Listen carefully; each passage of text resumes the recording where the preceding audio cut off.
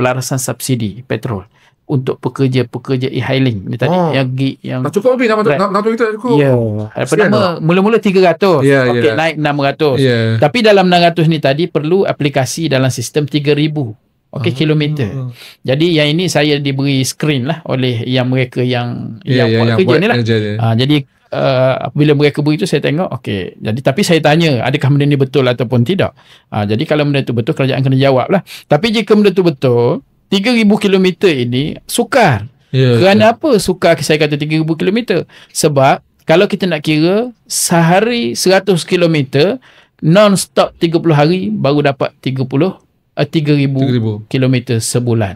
Jadi untuk dia layak, dia terpaksa 3,000 dalam aplikasi. Bagaimana jika dia pergi ambil anak sekolah? Bagaimana kalau dia pergi ke pasar? Bagaimana daripada rumah dia pergi tempat untuk dia nak ambil orang? Dia tak kira. Betul.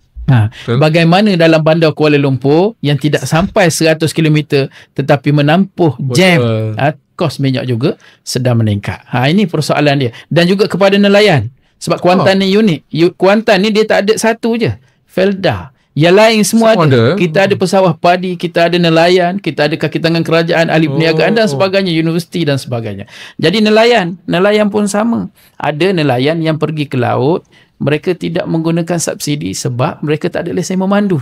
Jadi dia pergi ke laut sehari 25 liter. Jadi kalau dia tak ada lesen memandu, dia pergi juga ke laut, kesian tertinggal dalam membuat keputusan.